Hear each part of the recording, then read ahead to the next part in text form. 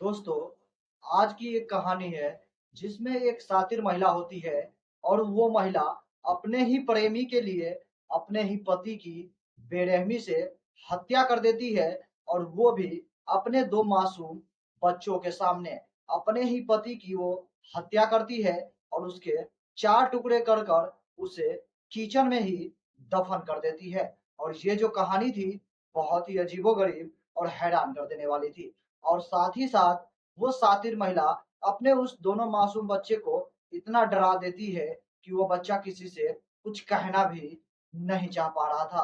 वो बताती है कि अगर वो इस बच्चे के हत्या के बारे में अगर किसी से बातचीत करती है तो उसे भी इसी तरह हत्या करके उसी किचन में या उसके एक पानी के ड्रम में सीमेंट डालकर दफन कर दी जाएगी। लेकिन जब इस मामले का पूरा खुलासा होता है तो सभी लोग आश्चर्यचकित और हैरान हो जाते हैं और किसी को भी यकीन नहीं हो रहा था कि एक महिला अपने ही पति की इतने निर्मम तरीके से और बेरहमी से हत्या कर सकती है। आखिर ये सारा मामला है क्या और ये शातिर महिला कौन थी जिसने अपने पति की इतनी बेरहमी से हत्या कर दी? आज के इस कहानी में विस्तार से जानेंगे। नमस्कार दोस्तों, मेरा नाम है सुशील पंडित और आज की जो यह कहानी है काफी अजीबोगरीब और हैरान कर देने वाली है। इस कहानी के अंत तक बने रहिएगा और अगर आपको ये वीडियो पसंद आए तो वीडियो को लाइक और चैनल को सब्सक्राइब जरूर कर लीजिएगा। तो चलिए इस कहानी की शुरुआत करते हैं। दोस्तों, यह कहानी मुंबई के तहसील जिले की है। वहीं पर एक जो है महिला होती है जिस महिला का नाम शाहिदा होता है। और वो महिला 25 अप्रैल 2021 को वो तहसील के अंतर्गत आने वाली पुलिस स्टेशन में पहुंचती है और वो पुलिस स्टेशन में अपने पति के गुमशुदगी होने की रिपोर्ट दर्ज करवाती है। वो बताती है कि उसका पति घर से बाहर काम करने के लिए गए हुए थे, लेकिन आज लगभग 11 दिन बीत चुके हैं, लेकिन उसके पति का ना ही कोई खोज है और ना ही कोई खबर है, ना ही उसके बारे में किसी को कुछ भी मालूम होता है। पुलिस इस मामले को गंभीरता से लेते हैं और उसके पति के गुमशुदगी होने का एफआईआर दर्ज करते हैं और उसके पति की तलाश जारी कर देते हैं। और इस मामले में जब लोगों से पूछताछ करते हैं और पता लगाने की कोशिश करते हैं तो बहुत ही अजीबोगरीब और हैरान कर देने वाली मामला सामने आती है। लेकिन इस कहानी के लिए थोड़ा सा हम पीछे चलेंगे। जो एक व्यक्ति होता है उस व्यक्ति का नाम रईस शेख होता है और उसकी पत्नी शाहिदा थी और उसके दो छोटे छोटे बच्चे होते हैं जिसमें से एक 6 साल की मासूम बेटी होती है और एक 3 साल का मासूम बेटा होता है। ये सभी लोग उत्तर प्रदेश राज्य के गोंडा जिले के रहने वाले थे। रईस शेख जो कि एक मिडिल क्लास परिवार से आते हैं और शाहिदा जो थी वो भी एक मिडिल क्लास परिवार से आती है। लेकिन इन दोनों की शादी 2012 में की गई थी और दोनों एक दूसरे के साथ बहुत ही अच्छी तरह से रह रहे थे। दोनों एक दूसरे के साथ प्रेम में व्यतीत कर रहे थे समय। लेकिन जैसे जैसे समय गुजरता गया, इनके दो बच्चे हो गए, वैसे वैसे इनकी जिम्मेदारियां बढ़ने लगती है और वो जिस तरह से पैसे कमा रहा था उससे उसके परिवार को परवरिश करना बहुत ही मुश्किल हो रहा था। इसी दौरान उसका एक दोस्त होता है जो कि मुंबई में रहकर कमाई किया कर रहा था। तो उसका दोस्त उसे सजेस्ट करता है कि क्यों ना तुम भी मुंबई में आकर कमाई करो और अच्छा खासा पैसे कमाकर अपने घर परिवार को बेहतर तरीके से चलाओ। ये बात रईस शेख को बहुत ही ज्यादा पसंद आती है और वो तभी एक दिन डिसाइड करता है कि वो भी मुंबई शहर जाएगा, जहां पर सभी के सपनों की नगरी है। वहां पर सभी का सपना पूरा होता है तो वो भी मुंबई शहर में अपने सपने साकार करने के लिए पहुंच देगा। तभी वो एक दिन अपनी पत्नी शाहिदा से कहता है कि मैं अब मुंबई शहर जा रहा हूँ और जब वहां पे मैं अच्छा खासा पैसे कमाने लगूंगा और सब कुछ ठीक ठाक हो जाएगा तो मैं तुम्हें और अपने दोनों बच्चों को एक साथ ले जाऊंगा ताकि तुम्हें कोई प्रॉब्लम ना हो और मैं तुम्हारी हर जरूरत को पूरी कोशिश करूंगा कि पूरा कर सकूं। और इसके बाद रईस शेख जो होता है वो उत्तर प्रदेश के गोंडा जिले से मुंबई के दहिसर जिले में पहुंच जाता है, जहां पर एक रावलपाला इलाका होता है और वहीं पर एक कंपाउंड इलाका होता है, वहीं पर वो एक चौल में रहने लगता है किराए के मकान पे, और वहीं से वो एक कपड़े की दुकान में काम करने लगता है, जहाँ पर उसे अच्छे खासे पैसे मिलने लगते हैं, और उस पैसे की कमाई से अपने घर पर भी भेजा करता है, ताकि उसे बीवी और बच्चों को भी परवरिश करने में कोई प्रॉब्लम ना हो सके। और लगभग 2 से 4 महीने का समय बीतता है, तभी रईस शेख को ऐसा लगने लगता है कि शायद अब वो अपने पत्नी और अपने बच्चों को अपने साथ अब रख सकता है, क्योंकि उसके पास जो पैसे मिल रहे थे, वो बहुत ही अच्छे खासे पैसे थे, जिससे वो अपना परिवार बढ़िया तरीके से चला सकता था।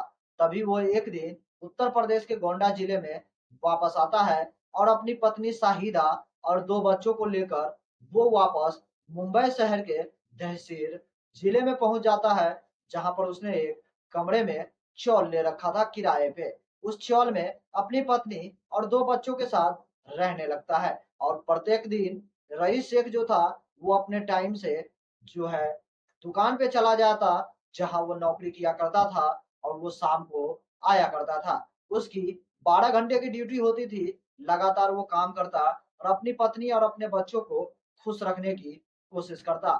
इसी दौरान जो है रईस शेख एक दिन जब वो नौकरी पे जाता है, तो उसी के अंतर्गत कुछ दूरी पर एक चौल में एक युवक रहता था, जिसका नाम अनिकेत उर्फ अमित होता है। वो और शाहिदा की मुलाकात होती है। दोनों एक दूसरे से मुलाकात करते हैं, दोनों के बीच नजदीकियां बढ़ने लगती है, और धीरे धीरे ये नजदीकियां दोनों के बीच प्रेम में बदल जाता है, और प्रेम में धीरे धीरे होते होते ये दोनों अवैध संबंध बना लेते हैं, यानी कि शारीरिक संबंध बनाने तक चला जाया करता। और अब ये रोज का ड्रामा हो जाता है। जब भी उसका पति रईस शेख नौकरी पे जाया करता, वो अपने प्रेमी अनिकेत को अपने घर पर बुलाकर दिन भर उसके साथ प्रेम करती, मोहब्बत करती, उसके साथ समय बिताया करती। यहाँ तक कि उस महिला शाहिदा को इतना भी शर्म नहीं आता कि उसके 2 छोटे मासूम बच्ची उसकी आंखों के सामने रहता, और वो महिला अपने आशिकी के साथ इस तरह की हरकतें करता। और एक दिन वो जो महिला होती है, वो अपने उन दोनों 6 साल के और 3 साल के जो मासूम बच्चे होते हैं, उसे घर से बाहर भेज देते हैं खेलने के लिए। और तभी अचानक से एक दिन उसका जो पति रईस शेख था, वो नौकरी करके दोपहर के समय में ही वापस लौट कर आ जाता है, और तब जो देखता है वो अपनी पत्नी और उस युवक के साथ आपत्तिजनक स्थिति में, तो वो बहुत ही ज्यादा गुस्से में आ जाता है, और इसको लेकर वो उसके आशिक अनिकेत के साथ मारपीट भी करना शुरू कर देता है, और दोनों को समझाता है कि वो इस तरह की हरकतें ना करे। वो अपनी पत्नी को भी समझाने की कोशिश करता है, लेकिन उसकी पत्नी और उसका जो आशिक अनिकेत था, ये समझने को बिल्कुल भी तैयार नहीं था।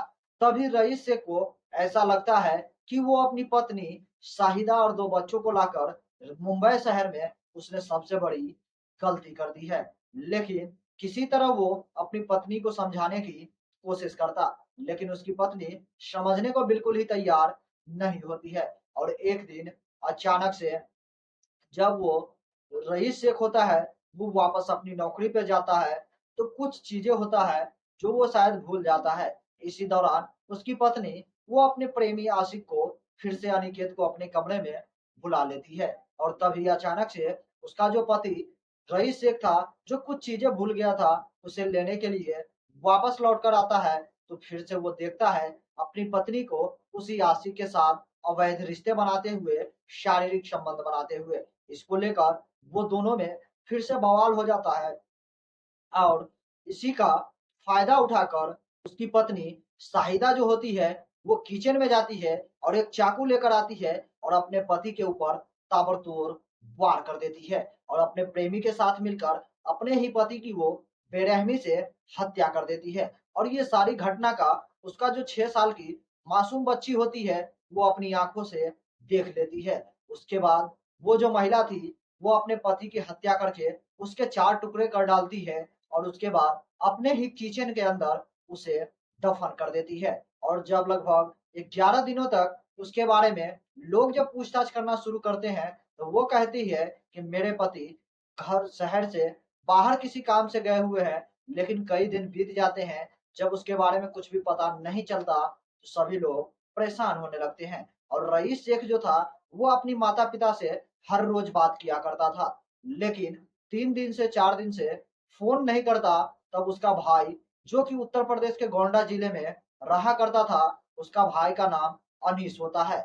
वो अपने बड़े भाई रईस शेख को फोन करता है कई दिनों तक, लेकिन उसकी फोन कॉल कोई भी रिसीव नहीं करता।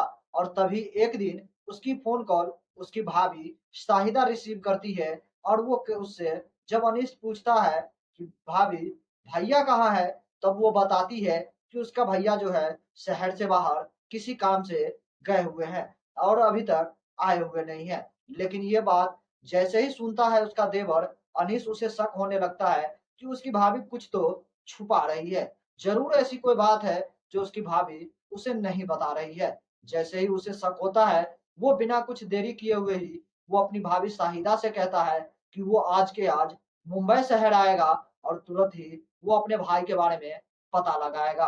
और ये बात जैसे ही शाहिदा सुनती है, वो तुरंत ही डर जाती है और बिना कुछ देरी किए हुए ही वो 25 अप्रैल को 2021 में वो तहसील थाने के अंतर्गत आने वाली पुलिस स्टेशन में पहुंचती है। और वहां पर वो अपने पति की गुमशुदगी का रिपोर्ट दर्ज करवाती है। और वो बताती है कि उसके पति को घर से गए हुए 11 दिन बीत चुके हैं, लेकिन उसके पति का ना ही अभी तक कोई खबर मिली है, ना ही कोई जानकारी है। और इधर तभी उसका जो देवर अनीस था वो मुंबई शहर पहुंच जाता है और वो अपने भाई के बारे में पता लगाने के लिए उस दुकान पे पहुंचता है जिस दुकान पर उसका भाई नौकरी किया करता था।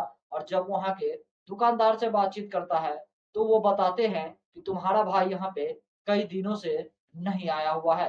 जब अगल बगल के लोगों से पूछताछ करते हैं तो उन्हें भी यही जवाब मिलता कि वो अभी कई दिनों से दिखाई नहीं दिए हैं। अब उसका भाई अनीस जो होता है वो बहुत ही ज्यादा चिंतित हो जाता है। और एक दिन वो बैठकर कुछ सोच रहा होता है, तभी उसकी जो 6 साल की मासूम भतीजी थी वो बोलती है कि चाचा चाचा, मम्मी ने एक अंकल के साथ मिलकर पापा को मार डाले हैं और उन्हें किचन में दफन कर दिए हैं।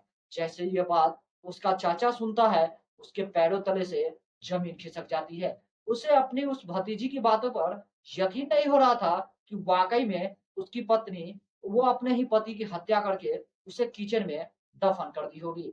क्योंकि 6 साल की मासूम बच्ची इस तरह की बातें कर रही थी जो काफी अजीब और हैरान कर देने वाली थी।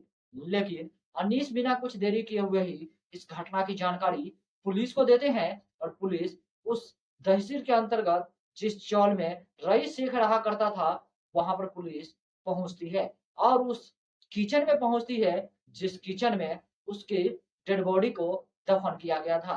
उसके ऊपर जो टाइल्स बिछाए गए थे उन टाइल्स को तोड़ा जाता है और टाइल्स को तोड़ने के बाद उसके अंदर से बॉडी के जो पार्ट होते हैं उसके कई टुकड़े मिलते हैं जो काफी ज्यादा सड़ चुकी थी, गल चुकी थी।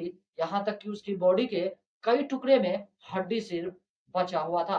पुलिस उन सभी टुकड़ों को पोस्टमार्टम के लिए भिजवाते हैं और बिना कुछ देरी किए हुए ही उसकी पत्नी शाहिदा को पुलिस गिरफ्तार कर लेते हैं। और इस मामले में उससे कड़ी सख्ती से जब पूछताछ की जाती है, तब जो वो सच्चाई बताती है उसे सुनकर पुलिस के भी रोंगटे खड़े हो जाते हैं और उन्हें भी यकीन नहीं हो रहा था कि एक पत्नी अपने ही पति की इतनी बेरहमी से हत्या की थी।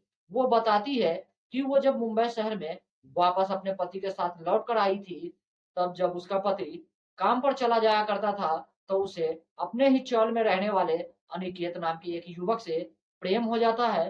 दोनों प्रेम संबंध बनाने लगते हैं, शारीरिक संबंध बनाने लगते हैं। जबकि 2 बच्चों की माँ थी वो महिला, और वो दूसरे युवक के साथ अफेयर चला रही थी। और उसका जो पति था वो अपनी पत्नी को मुंबई शहर ये सोच कर लाया कि उसकी पत्नी की हर ख्वाहिश पूरी करेगा, लेकिन उसकी पत्नी अपने ही पति को धोखा देकर दूसरे युवक के साथ शारीरिक संबंध बनाने लगती है। तभी एक दिन अचानक से उसका पति उसे आपत्तिजनक हालत में शारीरिक संबंध बनाते हुए देख लेता है और इसके लिए वो उसके आशिक के साथ हाथापाई करने लगते हैं, जिसकी वजह से वो शाहिदा गुस्से में आ जाती है और किचन से चाकू लाकर वो अपने पति की हत्या कर देती है। इसके लिए वो टाइल्स, सीमेंट और जो कट्टे थी, जो कुल्हाड़ी होती है, वो सारे चीज पहले से ही घर में लाकर रखी हुई थी। और जब इस मामले में उसका पति रईस पूछता था कि ये सब तुमने क्यों मंगवा रखी है, तब वो बताती है कि किचन में सीलन ज्यादा होता है, इसके लिए उस पे टाइल्स लगवाने के लिए ये सीमेंट और ये सारा मटेरियल मंगवा रखा है। लेकिन शायद रईस को पता नहीं था कि ये उसकी लाश के लिए, उसकी कब्र के लिए ये सारी चीजें मंगाई गई है। और जैसे ही मौका मिला, वो अपने आशिक के साथ मिलकर अपने ही पति की बेरहमी से हत्या कर दी और उसको किचन में दफन करने लगी। लेकिन किचन का साइज छोटा होता है, तो उसकी बॉडी उसमें एडजस्ट नहीं हो रही थी, इसलिए वो अपने प्रेमी के साथ मिलकर अपने ही पति के 4 टुकड़े करती है और उस टुकड़े को उस किचन के अंदर दफन कर देती है और सीमेंट डालकर ऊपर से टाइल्स लगा देती है। और उसके बाद वो उसकी जो 6 साल की मासूम बच्ची और उसके 3 साल के जो बेटे थे, वो उसे इस हरकतों को करते हुए अपनी आंखों से देख लेती है।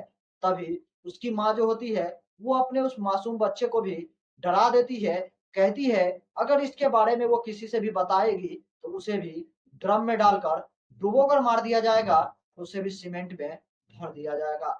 वो 6 साल की मासूम बच्ची जो डरी हुई, सहमी हुई होती है, वो किसी से कुछ भी कहने को तैयार नहीं थी। लेकिन जब उसका चाचा उसके पास पहुंचा, तो वो जो 6 साल की मासूम बच्ची थी, वो इस सारी कहानी का राज खोल कर रख दी। तब जाकर पुलिस को इस मामले में सफलता मिलती है और उस महिला शाहिदा को और उसके प्रेमी अनिकेत को पुलिस गिरफ्तार करके जेल भेज देती है और उसके ऊपर जो भी कानूनी कार्रवाई होगी वो की जाएगी। जैसा कि दोस्तों आपने देखा था, सौरभ हत्याकांड में एक महिला मुस्कान अपने प्रेमी साहिल के साथ मिलकर अपने ही पति सौरभ की हत्या करके उसे ड्रम में भरकर सीमेंट से भर दिया था। ठीक वैसा ही ये कहानी था, जहां पर एक महिला अपने प्रेमी के लिए अपने ही पति की हत्या करके किचन में ही दफन कर देती है, अपने ही पति का किचन में ही कब्र बना डालती है। और इस तरह वो इस सारी कहानी का अंत होता है। और उधर जो दोनों मासूम बच्चे थे, वो आज गोंडा जिले में रहते हैं, अपने दादा दादी, अपने चाचा चाची के पास और जिंदगी व्यतीत कर रहे हैं।